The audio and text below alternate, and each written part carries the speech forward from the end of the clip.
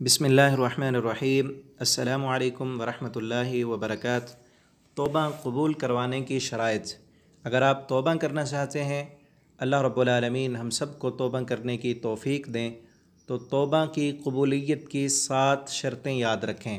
یہ 7 شرطیں ہوں گی تو اللہ رب العالمین توبہ کو قبول فرمائیں گے اور گناہ معاف ہوں گے۔ اگر یہ شرطیں نہیں ہوں گی تو توبہ نہیں ہے۔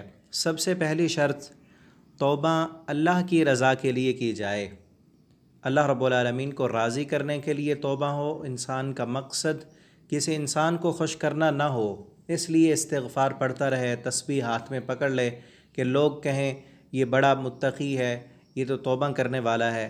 آنسو بہائے اللہ کو راضی کرنے کے لیے، لوگوں کو دکھانے کے لیے جو روئے، لوگوں کو دکھانے کے لیے سجدہ کرے، لوگوں کو دکھانے کے لیے تسبیح پکڑ لے یا توبہ کر لے، یا یہ لوگوں کو دکھانے کے لیے کہ میں نے اب توبہ کر لی ہے، میں اب جھوٹ نہیں بولوں گا، یا میں نے گناہ سارے چھوڑ دیے ہیں، لوگوں کے سامنے نیک بننے کے لیے جو بندہ توبہ کرتا ہے اس بندے کی کوئی توبہ نہیں ہے۔ رسول اکرم صلی اللہ علیہ وسلم کا فرمان ہے، ان اللہ لا يقبل العمل الا كان له خالصا۔ اللہ رب العالمین صرف اسی عمل کو قبول کرتے ہیں جو اللہ کے لیے خالص ہو، جس میں دوسروں کو راضی کرنا آ جائے، جس میں ریاکاری آ جائے، دکھلاوا آ جائے۔ اللہ رب العالمین ایسے عمل کو کبھی قبول نہیں فرماتے۔ دوسری شرط توبہ کی قبولیت کی کہ انسان بدعت کو چھوڑ دے۔ جو انسان بدعتی ہے، بدعت کرتا ہے، اس کی کوئی توبہ نہیں ہے جب تک وہ بدعت کو نہیں چھوڑتا۔ رسول اکرم صلی اللہ علیہ وسلم کا فرمان ہے، ان اللہ احتجر التوبہ عن صاحب البدعہ۔ اللہ رب العالمین کسی بدعتی انسان کی توبہ کو قبول نہیں کرتے جب تک وہ بدعت کو نہیں چھوڑتا۔ بدعت چھوڑ دے پھر اس کی توبہ قبول ہے۔ اور ایسا انسان، اس کی توبہ کیسے قبول ہوگی جو یہ عقیدہ اور نظریہ رکھے کہ معاذ اللہ، اللہ کے پیغمبر صلی اللہ علیہ وسلم نے دین مکمل نہیں کیا تھا، دین میں کچھ کاموں کی ضرورت باقی تھی، وہ دین کے اندر نئے نئے کام اپنی طرف سے کرتا رہے، تو اس کی کیسے توبہ قبول ہوگی؟ حضرت امی عائشہ رضی اللہ تعالیٰ عنہ فرماتی ہیں کہ جو بندہ دین میں نیا کام گھڑتا ہے، وہ ایسے سمجھتا ہے کہ رسول اکرم صلی اللہ علیہ وسلم نے معاذ اللہ دین مکمل نہیں پہنچایا تھا، اور وہ اعظم الفریہ، بہت بڑا جھوٹ گھڑنے والا ہے ایسا بندہ۔ اور اسی طرح ایک دوسری روایت میں رسول اکرم صلی اللہ علیہ وسلم کا فرمان ہے، من عمل عملا لیس علیہ امرنا فہو رد۔ جو کوئی بندہ ایسا عمل کرے کہ جس پر ہمارا حکم نہیں ہے، وہ بندہ بھی مردود ہے اور وہ کام بھی رد ہے۔ تو دوسری شرط یہ ہے کہ انسان بدعت کو چھوڑ دے۔ بدعتی انسان کی کوئی بھی توبہ قبول نہیں ہے جب تک وہ اپنی بدعت پر مصر رہے، اور اسی طرح مشرک انسان کی بھی کوئی توبہ نہیں ہے جب تک وہ اپنے شرک کو نہیں چھوڑتا۔ تیسری شرط توبہ کی قبولیت کی یہ ہے، الاقلاع عن الذنب، کہ گناہ کو چھوڑ دے، گناہ چھوڑ کر توبہ کرے۔ یہ نہیں کہ کل گناہ کر لوں، پرسوں کر لوں، پھر میں توبہ کر لوں گا، یہ نہیں ہے کہ آج انسان توبہ کرے پھر کہ ہفتے کے بعد میں نے گناہ کرنا ہے تو پھر توبہ کر لوں گا۔ انسان اللہ رب العالمین سے پختہ عہد کرے کہ اللہ جو کچھ ہو گیا ہے وہ ہو گیا، آج کے بعد اب نہیں ہوگا، اب میں کوئی گناہ نہیں کروں گا، گناہ کو چھوڑ دے پھر توبہ کرے۔ حضرت فضیل بن عمیر رحمہ اللہ تعالیٰ کہا کرتے تھے کہ جو بندہ گناہ کو نہیں چھوڑتا اور توبہ کرتا ہے، استغفار پڑھتا رہتا ہے، وہ بندہ تو جھوٹا ہے، وہ تو جھوٹ بول رہا ہے۔ ایسے جھوٹے بندے کی توبہ کیسے قبول ہوگی؟ نماز نہیں پڑھتا، روزے نہیں رکھتا اور استغفار کرتا رہتا ہے، تسبیح پہ تسبیح پڑھ رہا ہے، تو ایسے بندے کی کوئی توبہ نہیں ہے۔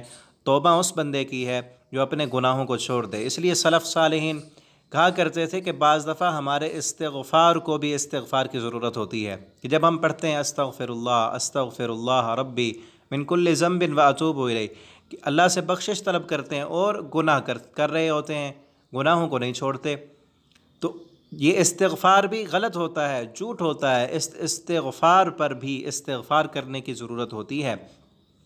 تو چوتھی شرط توبہ کی قبولیت کی یہ ہے کہ اللہ کے سامنے ایک اقرار کر لے، بندہ مان جائے کہ اللہ میں مجرم ہوں، میں نے گناہ کیا ہے۔ جو انسان گناہ کو گناہ مانے ہی نہ، جس طرح مشرک اپنے شرک کو گناہ ہی نہیں مانتا، بدعتی انسان بدعت کو گناہ ہی نہیں مانے، تو اس کی توبہ کیسے قبول ہوگی؟ جب تک بندہ اپنے آپ کو مجرم ثابت نہ کرے، اپنے گناہوں کا اقرار نہ کرے، اس وقت تک توبہ نہیں ہے۔ تو توبہ کی چوتھی شرط یہ ہے کہ بندہ مان جائے۔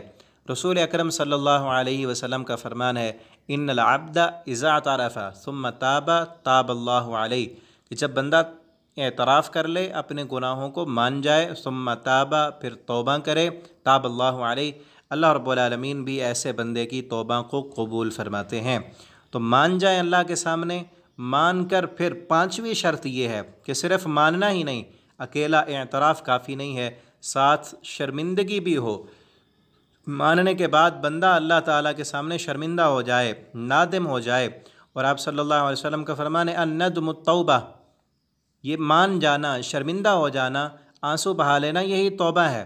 اور امی عائشہ رضی اللہ تعالیٰ عنہا سے آپ صلی اللہ علیہ وسلم نے فرمایا تھا، اے عائشہ، اگر تجھ سے گناہ ہو گیا ہے، غلطی ہو گئی ہے، تو اعتراف کر لو اور شرمندہ ہو جاؤ، تو اللہ رب العالمین ضرور معاف کر دیں گے۔ اور صحیح البخاری کی حدیث ہے، بندہ حیران رہتا ہے جو لوگ یہ عقیدہ رکھتے ہیں کہ آپ صلی اللہ علیہ وسلم غیب کا علم رکھتے تھے، تو آپ صلی اللہ علیہ وسلم کو اگر پتہ تھا کہ میری بیوی سے گناہ نہیں ہوا، تو آپ اپنی بیوی سے، اپنی محبوب ترین بیوی سے یہ کیوں کہہ رہے ہیں کہ عائشہ اگر تجھ سے گناہ ہو گیا ہے تو شرمندہ ہو جاؤ، معافی مانگ لو، اللہ تعالیٰ معاف کر لیں گے؟ کیا آپ صلی اللہ علیہ وسلم جانتے بوجھتے بھی آپ اپنی محبوب بیوی کو رلانا چاہتے تھے؟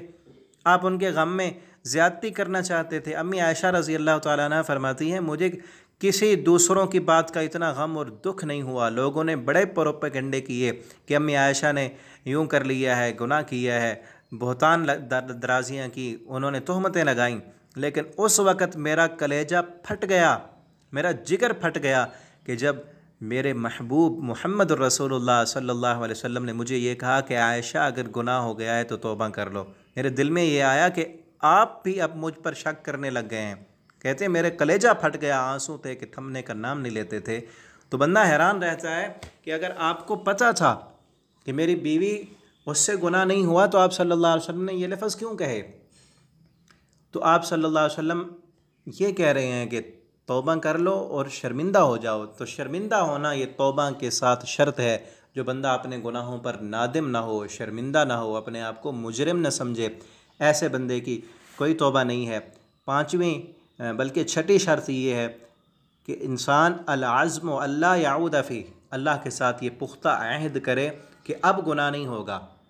انسان اقرار بھی کرے، مان بھی جائے، شرمندہ بھی ہو جائے، اور ساتھ یہ وعدہ بھی کرے کہ اللہ آئندہ میں یہ گناہ نہیں کروں گا، جتنی میری قوت اور استطاعت ہوگی میں اپنی بھرپور کوشش کروں گا کہ اب گناہ نہیں ہوگا۔ اللہ تعالیٰ کا قرآن کہتا ہے، والذین اذا فعلوا فاحشۃ او ظلموا انفسهم ذکروا اللہ فاستغفروا لذنوبہم، وہ لوگ جن سے گناہ ہو گئے، فحاشی کے کام ہو گئے، اللہ کی نافرمانیاں کر لیں، اپنے جانوں پر، نفسوں پر ظلم کیا انہوں نے، ذکر اللہ، پھر اللہ کی یاد آئی، اللہ کے عذاب یاد آئے، جہنم کے عذاب کی ہولناکیاں ان کو یاد آ گئیں، فاستغفروا لذنوبہم، فوراً انہوں نے اپنے گناہوں کی معافی مانگی، اللہ تعالیٰ کے ساتھ یہ عہد کیا اور یہ یقین رکھا کہ اللہ کے علاوہ کوئی گناہوں کو معاف کرنے والا نہیں ہے۔ اللہ فرماتے ہیں ہم ایسے بندوں کی گناہوں کو معاف کر دیتے ہیں، اور صرف معافی ہی نہیں، اللہ تعالیٰ فرماتے ہیں کہ ہم ان کے گناہوں کو نیکیوں میں بدل دیتے ہیں۔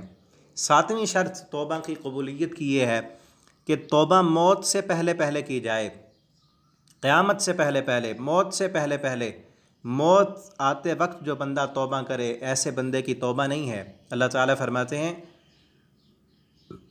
لیست التوبۃ للذین یعملون السیئات حتی اذا حضر احدهم الموت، ایسے بندے کی کوئی توبہ نہیں ہے جس نے زندگی بھر گناہ کرتا رہا وہ، لیکن جب حتی اذا حضر احدهم الموت، موت کا وقت آ گیا، جب گناہ کرنے کی سکت نہیں رہی، طاقتیں ختم ہو گئیں، اب بیمار چارپائی پہ پڑا ہوا ہے، پتہ ہے کہ اب موت آ گئی ہے، اب سامنے نظر آ رہا ہے، ایسے بندے کی اب کوئی توبہ نہیں ہے۔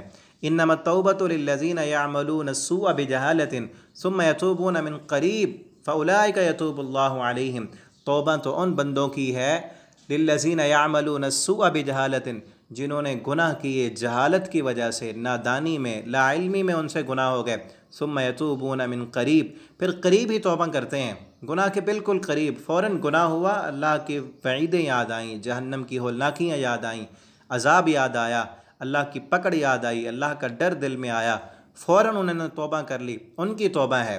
ان لوگوں کی کوئی توبہ نہیں جنہوں نے ساری زندگی گناہوں میں وہ مست رہے، موجیں کرتے رہے، اللہ کی نافرمانیاں اور بغاوتیں کرتے رہے، لیکن جب دیکھا کہ اب مرنے لگے ہیں، اب موت سامنے ہے، تب توبہ کی۔ اللہ فرماتے ہیں ایسے بندے کی کوئی توبہ نہیں ہے۔ تو عزیز دوستو، ان 7 شرائط کے ساتھ اللہ سے توبہ کیجیے۔ توبہ اللہ کی رضا کے لیے ہو، بدعت کو چھوڑ کر توبہ کی جائے، شرک کو چھوڑ کر توبہ کی جائے، اور گناہوں کو بھی چھوڑ کر توبہ کی جائے، اور گناہ کا اعتراف کیا جائے، اللہ کے سامنے اقرار کیا جائے، اور اس گناہ پر نادم اور شرمندگی کا اظہار کیا جائے، اور پھر اللہ سے یہ پختہ عہد کیا جائے کہ اللہ جو کچھ ہو گیا ہے ہو گیا، آج کے بعد میں گناہ نہیں کروں گا، اور موت آنے سے پہلے پہلے توبہ کر لی جائے۔ تو ایسے لوگوں کے لیے اللہ فرماتے ہیں صرف توبہ ہی نہیں، ان کے لیے اللہ فرماتے ہیں الا من تاب وآمن وعمل عملا صالحا فاولئک یبدل اللہ سیئاتہم حسنات۔ جو بندے توبہ کر لیں اور توبہ کے بعد پختہ عہد کر لیں اور نیک عمل شروع کر دیں، اللہ رب العالمین صرف توبہ ہی قبول نہیں فرماتے، بلکہ اللہ تعالیٰ انہیں VIP توبہ دیتے ہیں، VIP معافی عطا کرتے ہیں کہ ان کے گناہوں کو بھی اللہ رب العالمین نیکیوں میں بدل دیتے ہیں۔ اللہ تعالیٰ سے دعا ہے اللہ تعالیٰ ہم سب کو توبہ کرنے کی سچی اور پکی پختہ ان شرائط کے ساتھ توبہ کرنے کی توفیق دیں، اور اللہ تعالیٰ ہماری توبہ کو قبول فرما لیں، اور سابقہ گناہوں کو معاف کر کے اللہ تعالیٰ ہمیں بغیر حساب کے جنت الفردوس کا مہمان بنائیں۔ والسلام علیکم ورحمۃ اللہ وبرکاتہ۔ میں اپنے نبی کے کوچے میں چلتا ہی گیا، چلتا